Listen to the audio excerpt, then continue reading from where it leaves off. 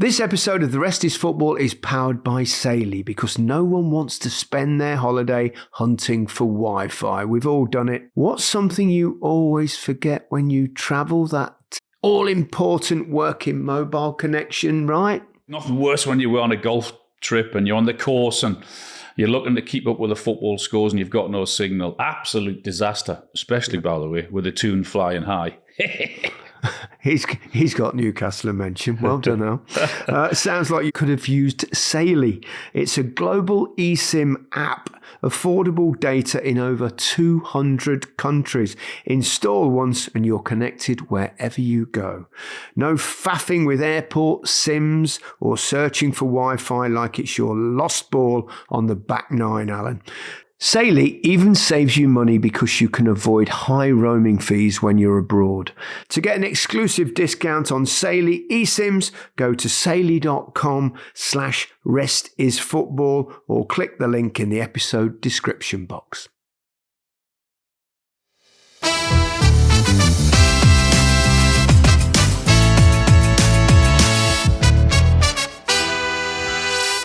Hello and welcome to The Rest is Football with Alan Shearer, me, Gary Lineker. We're waiting for Micah. He could join any moment. Alan, you're where are you? Explain. I'm actually in a lovely restaurant called the Bald Octopus, and I've been here all afternoon for the last 8 hours, so I can apologise if I swear, because I've been watching Newcastle in a bar with my 11 pals on a golf weekend, who we have the same weekend away every year for the last 20 years. So, we watched the Newcastle game and we've had a great afternoon, as you can imagine. They've looked after us great this afternoon. So we've had some lovely fish, some lovely wine, and it's been a great afternoon because the Toon have won. Not only did the Toon win, but the Mighty Foxes did you a favour, Alan. Took points off Nottingham Forest. Yeah, it was amazing, that, wasn't it? Yeah, I mean, I didn't see that game. I just saw the Newcastle game, so perhaps you can tell me. I had the scores coming through on my phone, and as we're all being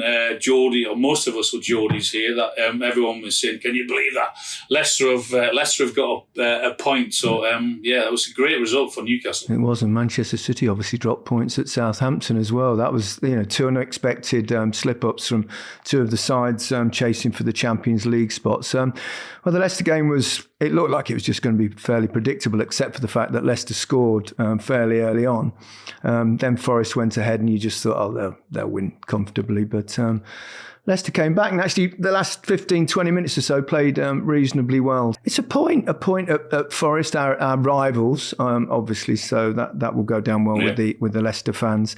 But I thought Newcastle played really well early on in the first half. Funnily enough, they seemed to struggle more when Chelsea went down to 10 men. It was actually. I mean, we had in our group of 12, we've got one Chelsea fan who was from London, and he was like, "Oh my God, I'm fearing the worst. We're going to get battered 4 or 5-0," and we were like all taking the piss out of him. But yeah, second half, it was like really strange, wasn't it? It was like Chelsea were much the better team. Yeah, they were the ones that were playing on the front foot, and we were all us Geordies were sat there in the bar thinking, "What on earth is going on here?" It was like, "Oh my God, it's like we're going to chuck this away," but. They had, I think it was Reece James had one really good chance later on, had a header, and then once he missed that, then Newcastle went up the other end and got the goal with Bruno Guimaraes with a deflected shot. But it was. I mean, talk about a game of 2 halves. That was certainly one of them. Yeah.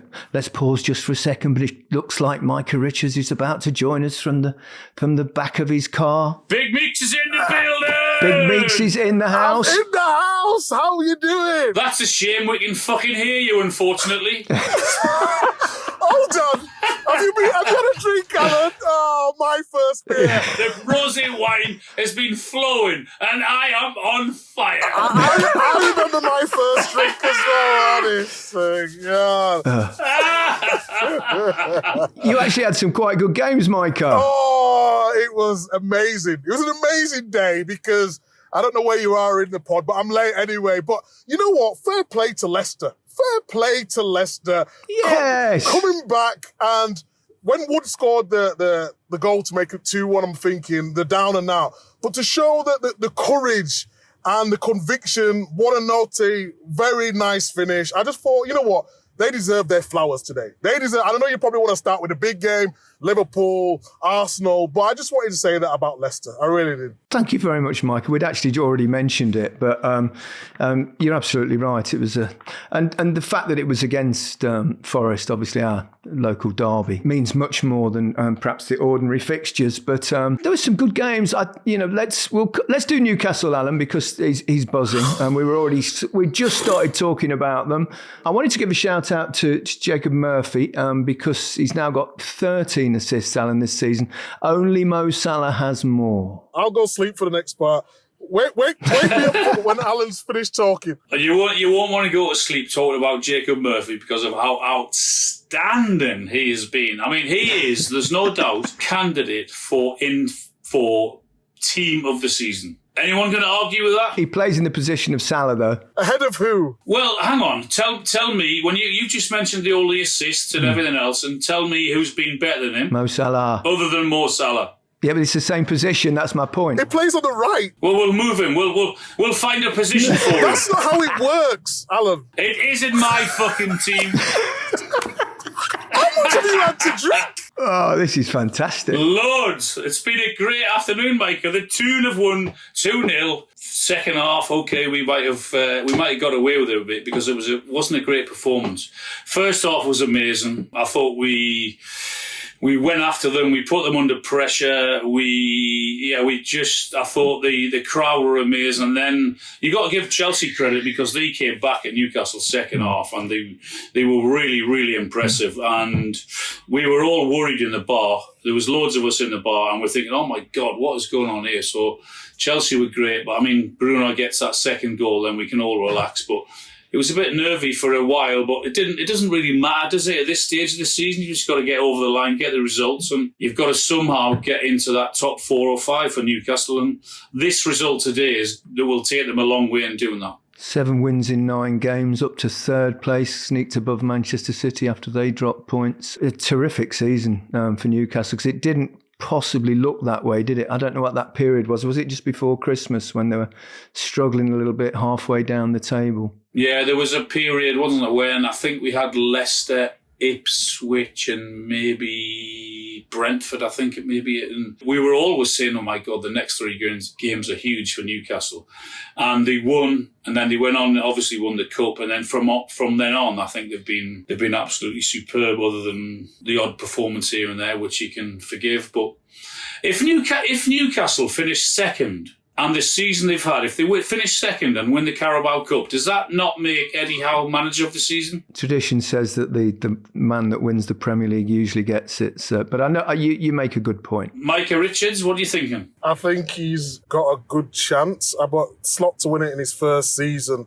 We talked about Nuno Espírito Santo. If they was to get Champions League, I said that a couple of months ago. He's had a terrific season. But yeah, I agree with you. He's in there with a shout to bring silverware after so long. Was it 70 years, Al? You remember you saying? And then finishing second, it'd be a brilliant season. But one thing I did want to ask you, because I didn't see the game because I was travelling.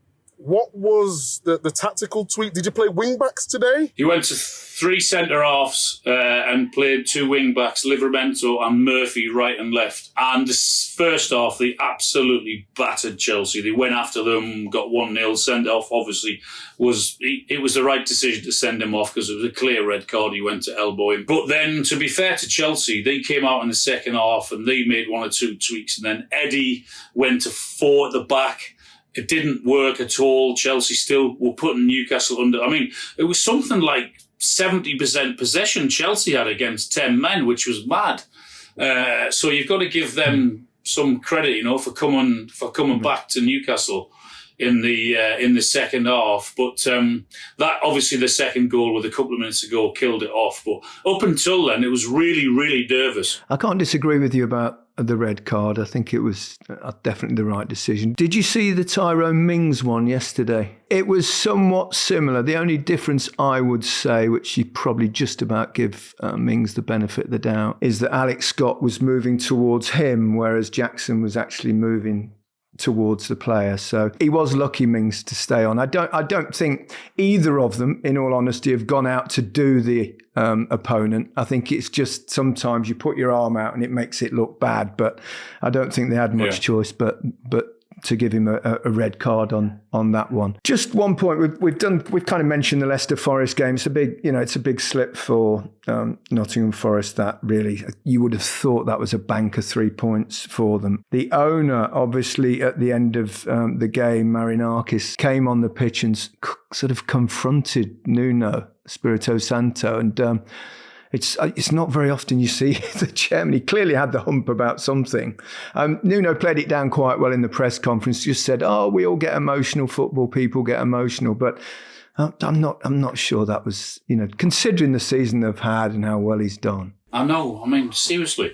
I don't know what he was saying to him because the videos and the pictures and whether it was him going mad at him or him trying to have a discussion. I don't know, but it's not a good look, is it, when the owner comes onto the pitch like that? It's like, come on, really? After the season you've had, after what the manager's done and your players have done, to react like that. And if they don't get into the Champions League, I know how much it will hurt, but if you look at the bigger picture, I mean, Forest have been incredible this season, so that's not a good look doing that, no.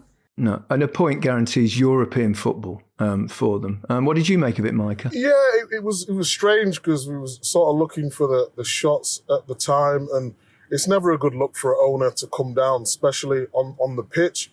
I think the Forest fans were saying they applauded it because he was sort of showing passion, but I want to take it back to the actual incident when one year he really hit the post really hard, and then it cut to a shot where the physio and the doctor basically said that he was okay to come back on the pitch, give him a thumbs up, and then one year then after said he's not right. So they already made the change, the window for the last change, so they couldn't do anything. So missing communication there.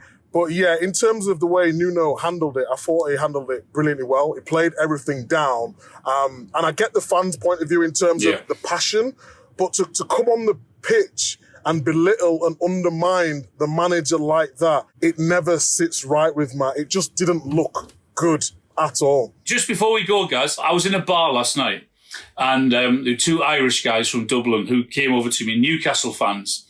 And they were like, lovely to meet you, Alan, and blah, blah. We're huge Newcastle fans, and are you going to watch the match tomorrow? I said, yeah, I'm going to watch it. He said, we're flying home at tomorrow afternoon. I said, well, why don't you come into the bar and watch it with us? So they said, we're flying home at 3 o'clock. And I said, well, that's a shame. But anyway, they cancelled their flights and they came to the bar, the two guys, with their partners this afternoon to watch the game with us in a bar. So a big shout out to you two guys, Luke and Jason, in the bar that we watched that. You were two great lads, two great ladies that you were with. So thanks very much for your company this afternoon. They listen to the podcast all the time. So I said I'd give them the shout. I hope he bought them a fucking drink. You pair of knobheads, honestly. You have to turn a good story, you see? Great story. Let's just take a break so Alan can grab another drink quick. This episode is brought to you by Premier Inn. Looking for accommodation when you're travelling for work? We know that whether we're travelling for a job or to watch the game, not all stays are created equal. For me, it's all about a real comfy bed. You've got to make sure you've got a good night's sleep so you're ready to go the next day.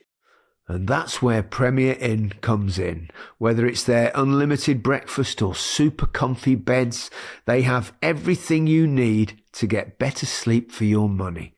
And with over 800 locations across the UK and Ireland, there's always one nearby. Book now at premierin.com. Liverpool, Arsenal, obviously it was a point for Arsenal, and they came back really well in the game. And it was, for Liverpool, it's kind of just, they're not on the beach, but it's towards the end of the season.